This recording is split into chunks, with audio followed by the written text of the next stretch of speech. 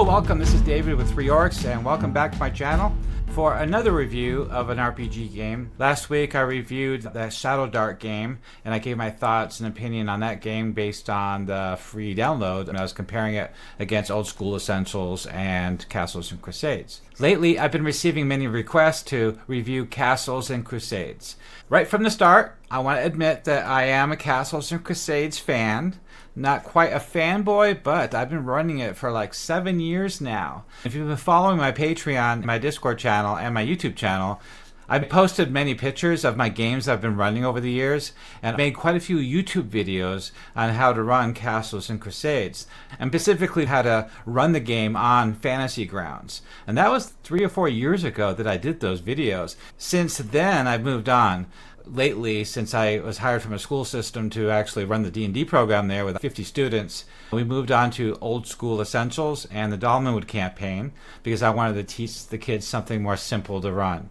I wanted to introduce Dungeons and Dragons to the kids so they can get engaged in roleplay more without having to worry to be bogged down in the rules and what's on the character sheet. And they have a lot of fun running that campaign.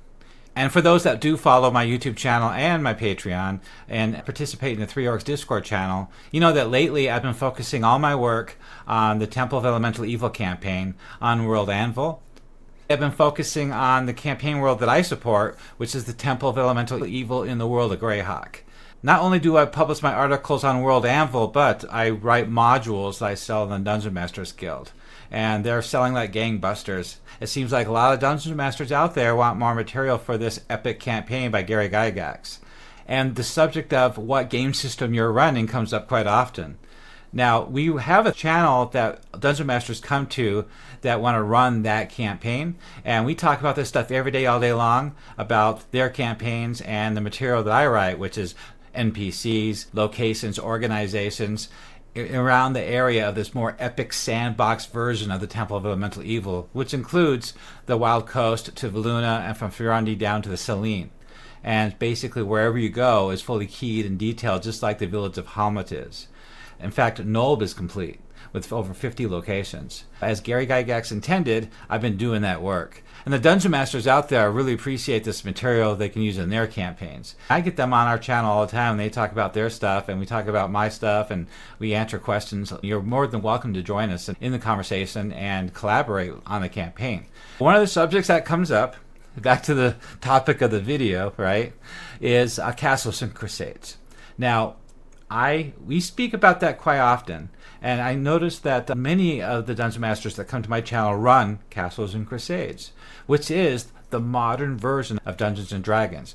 If Gary Gygax was still with TSR, 3rd edition would have been pretty much close to what Castles and Crusades is. That's the direction that Dungeons and Dragons would have went, hypothetically. Now, there's a lot of interviews of Gygax over the years and his work with Troll Lord Games for Castles of Crusades. He answered quite a few questions, and there's a lot of information out there of what Gygax might have done with TSR and what kind of D&D we would have today. But with all that said, still, a lot of Dungeon Masters out there really favor Castles of Crusades. That represents what Dungeons and Dragons, to many of us, should be, or would have been. And it runs much like AD&D, but with forward-rolling mechanics and some more modern mechanics added to it to bring it to be a more modern version of that rule system. A lot of Dungeon Masters, including myself, use other rule systems. We have a couple that play Pathfinder. We have some that use Old School Essentials. And since I've been running it too, and I made quite a few YouTube videos about Old School, plus Dolmenwood, I have an opinion from my experience of running those games and creating content for those game systems and campaign worlds. I've been creating content for the Temple of Elemental Evil campaign for over 7 years now. And I work with a lot of other Greyhawk lore experts out there getting this together, making sure we do it right. And many of us favor Castles and Crusades because Castles and Crusades, like AD&D, is more of a robust, epic, full version of AD&D. It's enough to be able to run a serious campaign on. It's got enough meat, much like AD&D, first and second edition, is a big system. It's a robust rule system capable of running an epic, large campaign from the very first beginning at first level all the way up to upper epic levels, and running a full campaign like the Temple of Elemental Evil, where you start off as a first level fighter and going into the temple at the village of Hamlet, going into Moat House, and then you find your way through the temple itself, and you actually go up against Loth at the very end at the Q1 module. So that's an epic arc of a campaign. It takes sometimes years to pull that campaign off, but that system's capable of doing that. It has other rules out there like wilderness adventure, water, air, different planes, politics and domain play. It's a system that has absolutely everything to run a full campaign. D&D had a huge impact on my life. I started playing in grade school after Star Wars came out in 1977, where I started a gaming club that led to D&D. At the time, I would be found in a classroom, keeping my head low, buried in a fantasy book. The D&D Blue Box set changed and consumed my life. Quickly after that, I bought the AD&D Player's Handbook by Gary Gygax, which had a massive influence on me. I highly recommend these books to read. Rise of the Dungeon Master, Gary Gygax and the Creation of D&D by David Kushner and Corinne Stadmy. This graphic novel is a quick read, and it is a brief glimpse into the life of Gary Gygax, the creation of D&D, the controversy, and the effects that the game had on pulp culture and many lives that it touched. The next book is Empire of Imagination, Gary Gygax and the Birth of Dungeons & Dragons by Michael Whitwer. I found that this biography is a series of fictional vignettes about events in Gary Gygax's life, loosely connected by nods at context, which is more of a inspired by true events story than an actual biography. And the last one is Of Dice and Men, the story of Dungeons & Dragons and the people who play it by David Ewalt. This was a fun read about the history of Dungeons & Dragons. The author injects that some scenes from one of his own D&D campaign, which I liked, but sometimes it strayed a little bit too far from the subject and covered a lot other role-playing games. I was really happy to identify with a lot of the scenes in this book, and not just from playing the game. You can find my affiliate links down below. I tried to run this campaign with Old School Essentials originally about 3 or 4 years ago. After the third session, it was quite obvious that they had some shortcomings when it came to running a full campaign like this. The players and myself as a dungeon master felt handicapped in the limited rules, where those rules are more aimed at more convention play or at gaming stores or for a quick one-off. It's a great rule system. I love it. I love Old School Essentials. I love the Dalmanwood campaign. But it's not the same as running the Temple of Elemental Evil campaign. Totally different kind of campaign style. OSC is more like, running it off the cuff, quick and fast and dirty and having fun, and dungeon crawl, going into a dungeon, exploring, finding unique monsters, traps, and treasures, and having fun on a weekend. Where AD&D and Castles Crusades is more of a robust rule system capable of running a grand campaign on a bigger scale. That's the point I was going to make. And I noticed this myself personally over the years. And there's nothing to take away from those smaller systems, because I recently reviewed Shadowdark. I placed that in the same school as Old School Essentials, those OSR games, systems. And I have nothing against them, and I love them, and they're fun. I do enjoy them. But they all have their own place. I'm a huge advocate for running the Temple of Elemental Evil. I'm the one that put out the most content in the last 7 years. I cheat a little bit. I'm using a lot of the Living Greyhawk modules from the 2000s. I rewrite a lot of that stuff because I'm creating these extra locations and NPCs and organizations like the Gnarly Rangers or the Druids of the Gnarly. That stuff wasn't in the original World of Greyhawk box set, but the Living Greyhawk stuff made that up. I'm pulling that information in, and I'm rewriting these articles and expanding as Gary Gygax intended. But we're not really here to talk about that. I have a lot of videos about that. But we're talking about Castles and Crusades. So I want to go ahead and review the latest version. This will not be completely a rosy review. I'm not going to come across as a fanboy, even though, again, I'm going to keep saying this, I love the game. I played it for a long time. It is my #1 campaign game system. I just want to put that out there. I'm simply just dissatisfied with a few things I'm going to point out. But I don't want this to come off as a negative review. I just want more of a heads up on some of the things and some advice that you might want to overlook some of these sort givings, because it's still a great game. But I still have a complaint that I'd like Troll Lord Games to address, which they haven't yet. So let's take a look at the new book that just came out, and I'll talk about why this new version came out. So let's pull that up real quick. Okay, so on the screen here is the cover of the new Player's Handbook from Castles and Crusades. Now, I can't remember the name of the other YouTuber, but he does a great review of Castles and Crusades, all 3 books. He talks a lot about it, the history, the whys, and how good it is. Really good information. I felt that he was neutral in his presentation of his opinion. He came across a little bit as a fanboy. I am too, but I'm more candid when it comes to my opinion because I really don't care what people think of me. All I care about is supporting the material I make, my content I make for the campaign worlds I work on, like the Temple of Elemental Evil, something I might have said, or a fanboy might point out that I said something wrong, which I do often because this is hard to do a review and make sure everything you say is very specific and correct. So I'm going to try my best. And sometimes I have to correct it later. But we're looking at this cover now. The other reviewer did a great job of reviewing this book, but there's some things that I wanted to point out in my opinion of what this game is for and what some of the problems are and what's so great about it. So what you're looking at right now is the new cover. Now this is the 10th printing.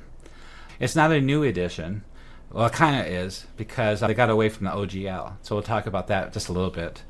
Last time I bought the hard books and the PDF from Trollord Games was back in 2021, and that was the 7th printing of the Player's Handbook. Now, I bought all the books. I have more books than those 3. I have a whole crate full to run my campaign with. And I love the game. I highly recommend it to everybody I talk to. But I have some problems with it. And that's the thing I want to mention. As you can see, there's a little icon in the top left corner of the cover. And that shows they had to rewrite it so it's their own game, that they're no longer following the OGL. We'll talk about that in a minute here. But the artwork, which everybody always talks about, of the cover is fantastic. It's a scene that's something's going on. It's an action scene. Not just an action scene, something's happening in the scene to make it portray like this is Dungeons and Dragons, like the old artwork from the past. There were characters in it and monsters, and they were doing something exciting. It made you want to play the game. That'd be kind of cool to do that, what they're doing in the artwork. And so it's really neat. I think this cover art is pretty good, and it's reminiscent to the first Player's Handbook from AD&D First Edition. So that's fantastic. In the bottom right-hand corner is the logo for Castles and Crusades, which is Gary Gygax's original wargaming club back in the early 70s. And I think that's fantastic they did that too. So I'm going to go ahead and scroll down to the next page here. And as you can see, it says right there, it says here that's the 10th of the printing right here. I'll highlight that. Yeah, you can see that. Cool. It's kind of small. Let me zoom in a little bit more for you. There. Is that better? Oh, that's not good. Okay, so 10th printing. As you can see from the credits, it's by Dave Chenault and Mac Golden with Stephen Chenault and Mark Sandy, Todd Gray, Jason Bay, James M. Ward. A lot of this is the same from the other printings, and basically when they come out with a new printing, it's usually formatting fixes and corrections. It's not a new rule system. It's not like the difference between traditional Dungeons and Dragons and 3rd edition where they completely rewrote the game. They never do that. It's just a cleaning up of the rules with more artwork or better artwork and better layout. And that's a problem I have actually that I want to talk about. But on this page is all the information. And what I wanted to point out was the credits of the rule system here. As you can see, they no longer state that it's part of the Wizards of the Coast fan content policy. They made enough changes to make it their own game to get away from the OGL. And I support that. I think that's a great thing to do. It's very honorable and wise to do something like that, and I fully support that. That's one reason why you should support this game system and buy the product. Now, this is 10th printing. I bought mine in 2021. It's the 7th printing. Then the 8th and 9th printing came out within a short amount of time, fixing things. And so that's where I have my problem. Now, I understand the 10th printing. You got away from the OGL. Highly support it. It should have been the 8th printing, in my opinion, about fixing things. The artwork is always being updated in every printing, as you can see. The layout, too. They got full bleed now. And they cleaned up some of the formatting, which looks great. And I love the big logo. As we scroll down further, the first thing I want to comment about is that this is supposed to be a physical book. It's big. It's not like Old School Essentials or Dolmenwood where they're small books. The formatting is obviously going to be different. You're looking at a full page versus a smaller page. And so formatting is definitely going to be different. They're going to have a lot more space to work with, which is something else I want to point out, that they should use that space wisely.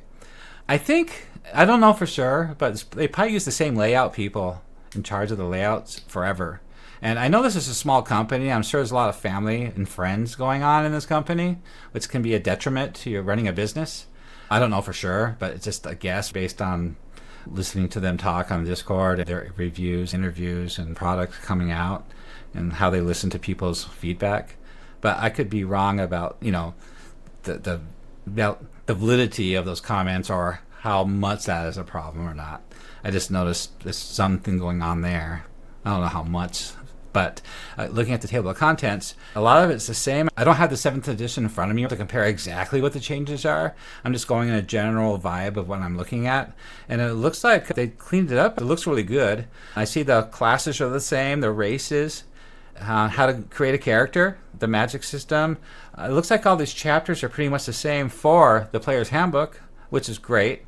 And I know there's advice out there if you should buy the new book or not, or if you should buy an older one, or if you should upgrade. The advice is, which I agree with, is if you're new to Castles Crusades, you should buy the newest one, not only because it's been updated and made better, but also because you're supporting the fact that they're no longer following the OGL. It's their own company, and I think that's worth it right there.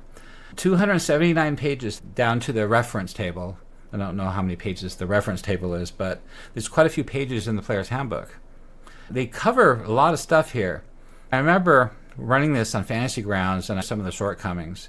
I don't have a problem with the main page. This is the statement, mission statement from Steven. The next page is aimed at the new player of what is a role-playing game. I get that. That's great, with great artwork. Yes, that's perfectly fine. And more of it. And they make great use of the large page to convey all this information to the reader. And that's the key here, the reader. It reads more like a novel, like a book you want to sit back and read. This information is to be read before a game, not during a game, which is something I want to point out later. I'm getting to a point here. They go over all the basics at the very beginning, which I'm 100% behind. This should be here for the new player to read, to understand things. I know Old School Essentials, which is pretty much the industry standard now for best layout design of all games out there. It's really hard to beat them, but with a caveat that their book is smaller. I get that. They maximize the use of their space here. We'll get to that in a minute. Right now it's not a problem because we're looking at the introduction here that shows you the basics of a game for a new player. It tells you everything you need to know about the stats, the attributes, and the modifiers. This is where it starts to get kind of wordy. If this was Old School Essentials, this would be one column. All this text would be condensed heavily. This is quite wordy. I get it. Reading this the first time, it helps you understand. But if you have to look up, if you can't remember something, you had to look it up real quick, yeah, good luck on this page. At the bottom of the page, though, is a attribute modifier table. That's another problem I had, trying to find that table. You're running different systems, you can't remember. Was it 12? Is 12 plus 1? I don't remember. I have to look it up real quick and go to page 14 to find that. It's kind of buried among that big block of text. So when it comes to layout design, it's not really there yet. Between printing number 7 and printing number 10. It's kind of irritating. And we get the same classes. This page gives you a brief description, roughly what each class is, without having to go to that page to read about the class. This is good for layout design because it helps you get an idea what the scope of the class is on one page. It's great. And then at the bottom of the page is more of about the same topic, which is classes and the castle keeper. Classes and the castle keeper, how that relates to the classes. So that's good all on one page. That's fine.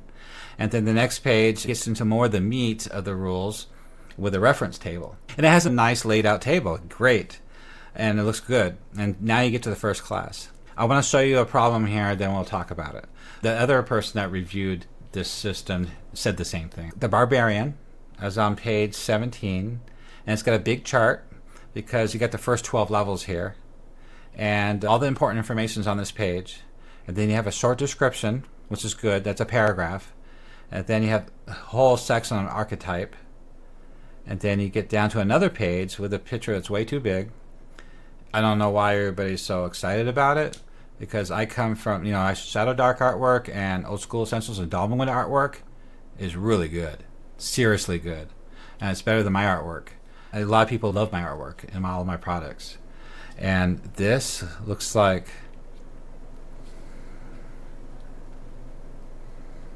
This artwork looks a little vague for the character and a little bit bland. That's my opinion on art style. I made this statement when reviewing the Shadow Dark rule set about their artwork.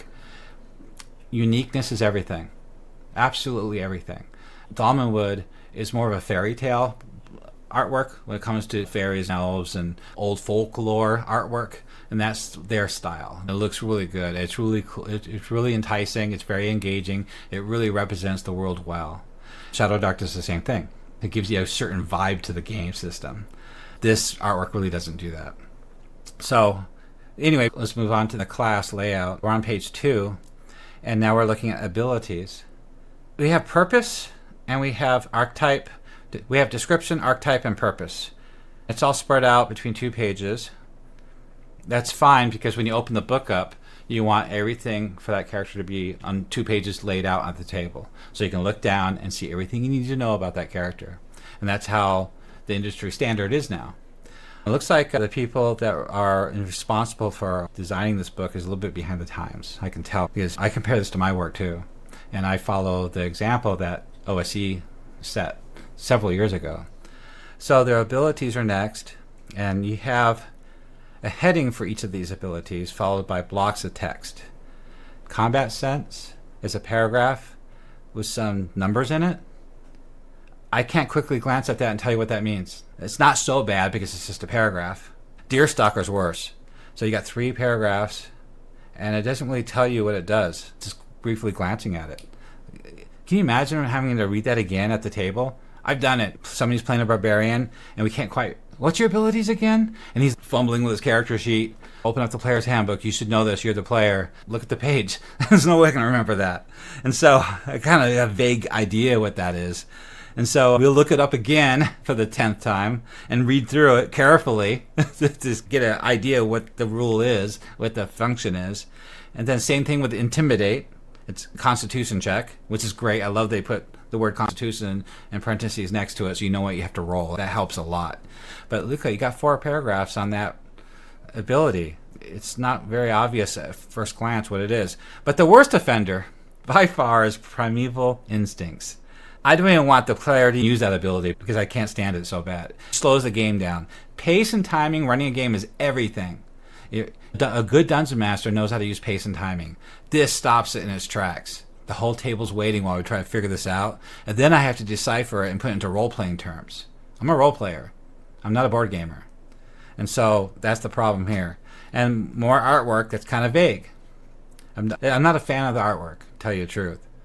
And the whirlwind attack, again, look at that. Block of text explaining that ability. It's not evident at first glance. On the 3rd page, we have another ability, and the Ancestral Calling is another at 10th level. And now we have another page where all the abilities after 13th level. It's kind of cool that they separated all the abilities before 13th and after 13th level. I guess they call this Epic Campaign Play. And it has a good chart, so it helps if you can just reference the chart and find out at the table while you're playing. You have to read them again very carefully to understand what that ability is. I'm not going to go into detail. So that was 4. That wasn't the worst offender. I think there's some other classes that have 5 pages. So we get the Bard. I like this top part. Yeah, everything, all the chart, everything you need to know about the Bard's right there. For a quick reference when playing the game, the problem I have is the waste of space of all these abilities. Look at this. So far I haven't seen an ability run on to another page yet, but I know that happens later. And for anybody that hasn't seen the other guy's video, he points that out. I wonder if I can find it. I think it's under Ranger. Some of these charts are really big because you go up to 24th level. Turning Undead, that's an example right there. That's unacceptable. Absolutely. That's not professional. Turn Undead is on page 28 and page 29. You know, the artwork are oversized and kind of waste space. You could have played around with the layout design to make that all one page. I'm not doing this to be nitpicky because it's not professional. I'm just saying it's not good. It's not a good layout for playing at the table or trying to run the game. It's really difficult. It upsets the dungeon master when he gets into that situation where you have to look something up. while all 6 players are looking at you. That's bad. That's why Old School Essentials is so good. Everything's on a 1 or 2 page spread. Everything you need to know. So the old modules, like the B2 module, Return to the Keep of the Borderlands, the front gate woman, the gate guard, has a ring of keys on her waist. There's 3 keys. But it doesn't tell you in that section what those keys open. You have to read the entire module, every single room, to find out what those keys do. That's horrible design. That's bad writing. You have to take heavy notes to run that. You have to have your own Dungeon Master notes. A lot of, not just highlighter, but you have to rewrite the module to make sure everything's organized well so you can run the game at the table. Because pace and timing is everything. And that's a good example of that right there. The reason I'm not, as a fanboy, I should overlook this. And I love the game. It's a great game. I love running it. I highly recommend it. But I'm harping on this because I'm irritated. You know why? We complained about this at the 7th printing. This is unacceptable. This is 10th printing. Before the 7th printing came out, everybody was talking about this in the forums. You need to work on your spell correction and your layout design. And they're still making the same mistakes. It's quite obvious, especially if you're somebody like me that's been doing this for a living. I'm irritated because we told them before the 7th printing came out that this is a problem. And obviously they ignored it. Maybe they're wrapped up in their own echo chamber in Texas that they don't really listen to people at the convention that constantly say they love it. They don't complain or anything. Or the complaints are so minor they don't really pay attention to it. And so the reason I'm even being more overreaction to this is because I was nice before the 7th production. I was nice before the 7th printing came out back in 2020? It's kind of like, I remember when I was, they're asking me what 4th edition should be. I used to work with TSR, and they ignored it. They did 4th edition anyway. They didn't take any advice at all from me, which is pretty much what Castles Crusades is. The advice I was giving was I wanted to be like this. This is a great rule system. It's so much better than any other rule system out there. It's by far better than Pathfinder or 5th edition. Those 2 games are different rule systems. They're different games. And play differently, too. You can role play with this game. I'm a role player, theater of the mind and stuff. You can do that. These rules embrace the attribute checks in a way where you can role play, and it gives you the mechanics to do that. Other rule systems don't. Your character is defined by what is on the character sheet, all those feats and abilities and skills and stuff like that limits creativity and role playing. This system does not do that. So anyway, that was my main complaint, really. I know it's going to piss some of you guys off when I said this stuff. I get it. And I'm sure there's going to be some complaints, feedback on my YouTube that I said this stuff, but it had to be said. I was nice about it, and a lot of us were nice about it back in 2020. And, okay, so let's go ahead and get down. Let's go ahead and, instead of scrolling through these character classes, let's start from the beginning and look at spells. So I'm going to go ahead and go to the table of contents here and look for spells. Let's see. It's under magic. Yeah, it'll be under the magic section, past that. But we'll start from here real quick. I like introduction pages that explains things carefully. Well, this is a lot of paragraphs about the nature of magic. That's fine for 1 page. Sometimes you just have to convey it. And you have to get this point across for somebody to read before they run the game. This information here on this page isn't useful while you're running the game. That's okay for the front page. It looks like they went to 2 pages on that. Now, I remember how complex this is. Look at all these pages of the same information, the same topic. Woo! I made videos about this several years ago. It took a lot of study and analyzation of these pages to figure it out. Can you imagine answering a question at the table and somebody's making a character? It's so much you can't remember it all. They should have just wrote this with less narration. It's just too wordy. I realize that there's players out there that don't really play the game. They like to read books. They collect books. And I realize they love this. They could read this all day long. It's like reading a novel. I also realize there are people that do play Castles and Crusades and still love it. But during the game, you might as well just glue these pages together while you're playing at the table. Because you don't have time to look at this stuff, to reference it at the table, to explain things to a player. That'd be hot. That'd be horrible. I've been there. I know what it's like. It's very frustrating. All right, so then they have a whole section on spells and concentration. Quite a bit of information explaining how all that works. It does explain it really well if you read it. And then then there's another section describing, telling you, what the spell terminology is, which is important. You need to know all this stuff, what it really means. Because when you look at the spells, you're going to want to know what burst means, or area spells, or cone, or cylinder.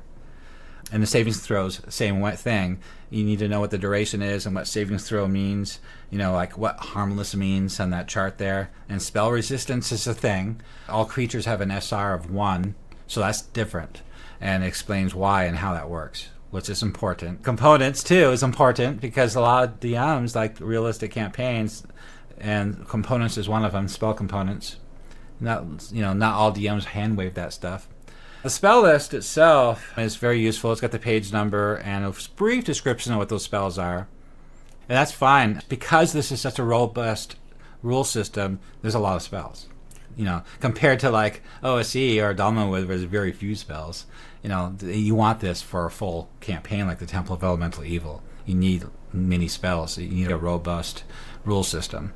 It goes up to 9th level, which is huge. OSE, I don't think, goes past 5th or 6th level. And Druid spells, we'll keep going past all these. I want to look at some spells. The PDF isn't clickable on my web browser. I don't know if it's my web browser or maybe I need to use a PDF program, but these links are not clickable, unfortunately. That'd be bad at the table, but I haven't tried it beyond Firefox. Maybe it's just Firefox having this problem. I'm just a little irritated because we talked all about this back in 2021. Spell format. I thought we already went over all this. It's more information about how spells work. Okay, so now we're at the spells. The person talked about this already on his YouTube review, and I agree with him on a few things here. I think it's cool that there's a verbose description, like flavor text, of each spell. I do that in my campaign. I have articles written for spells for role-playing purposes. I write out flavor text for everything on my products, including dialogue, because it helps spark my role-playing. It gets me going in the right direction, and then I start ad-libbing from there.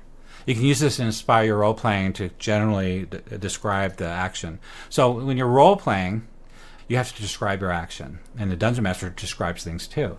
So I hate it when somebody just says, I cast Magic Missile, and starts rolling damage. That's not role-playing. The player needs to describe his action and what it looks like to other players at the table and to the DM. And the DM does the same thing. I have such dialogue for all my evil spells, like Bane and Poison and all these horrible spells, that makes the monsters seem much more powerful than they are because of the way I describe them. They're very dramatic, and the players love it. So I appreciate that they have these verbose flavor text here at the beginning, but as the other person pointed out, it does waste a lot of space. There's a lot of spells in this game, so it's not going to be just a short section, which is not a problem. And then get right down to the rulings. Now, I see more block text here. It's too wordy, the way they explain it. The way they're worded is something you would want to read the first time you read it. But when you're at the table referencing these spells, you just want to get the meat of it, so that way you can role play in the moment and not pause. Timing's everything, right?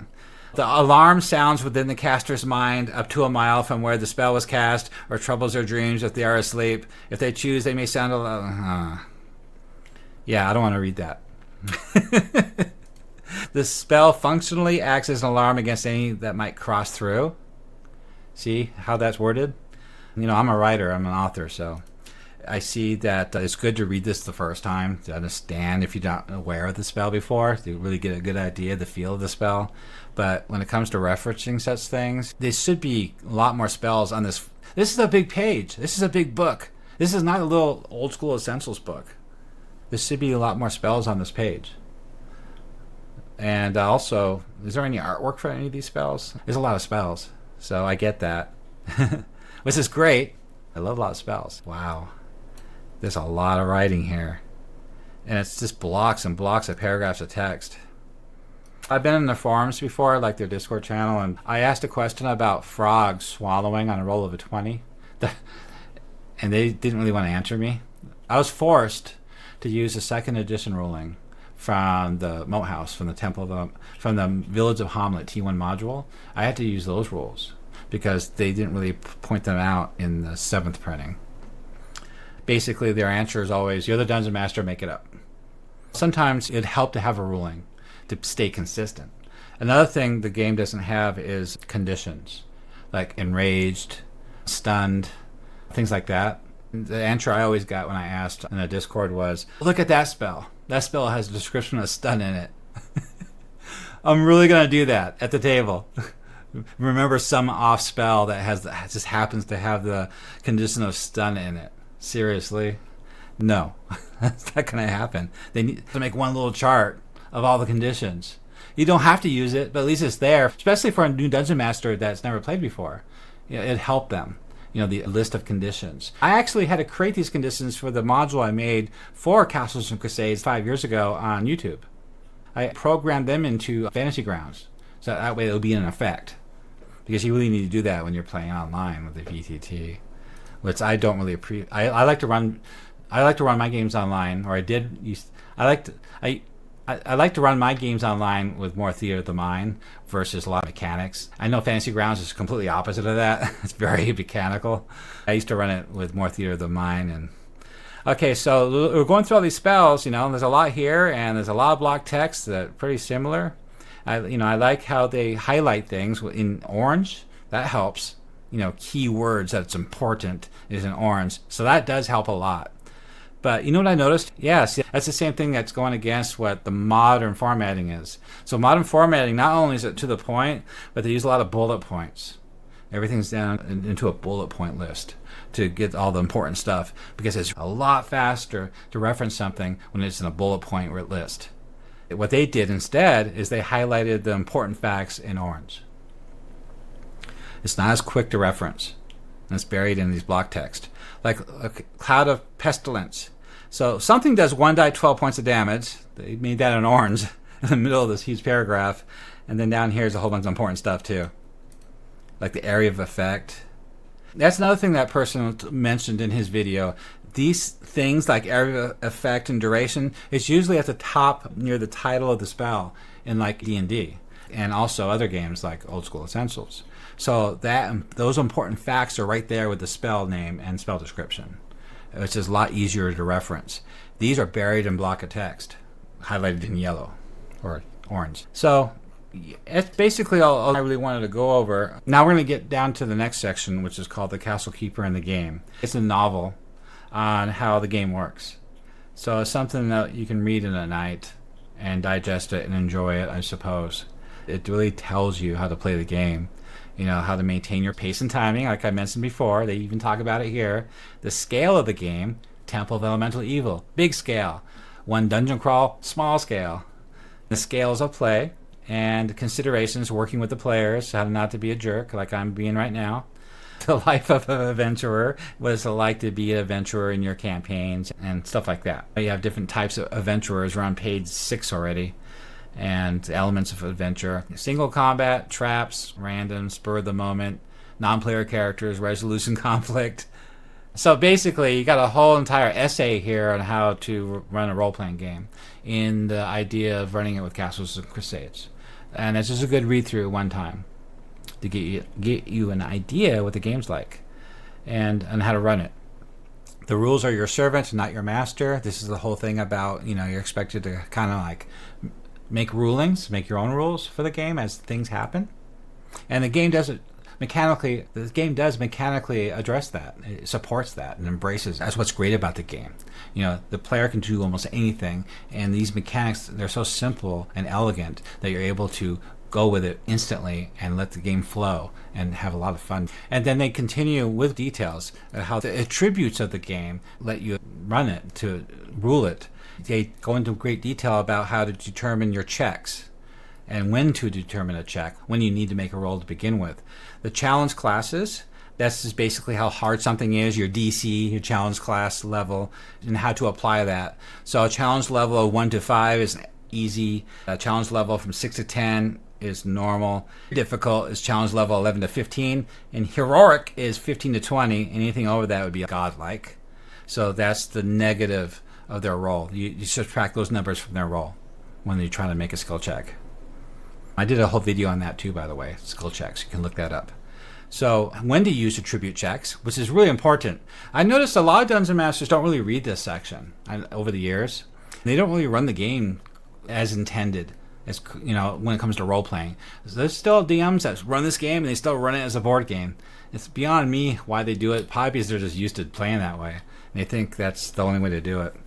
So then it goes into more detail what strength is, constitution, intelligence, and they give you examples of these checks and which attribute to use for those checks. There's a lot of pages here, a full novel on this entire subject. I mean, I keep scrolling down, going to savings throws, and just block text of paragraphs and paragraphs about all this stuff. All their game systems, like Castles, like Old School Essentials, remarkable difference between how they portray the material and how to teach the player how to play the game. Then you got more down below, and I like that artwork. It's fun. It's got action. Something's happening. I like that one. Then it goes into a combat, which is in the middle of the page. Let's just start at the beginning of another page, combat. And this tells you how to actually have combat, the armor class, the attacks, the bonus to hit, things like that, in the combat round, and how surprise works, how initiative works. One whole column is devoted to surprise.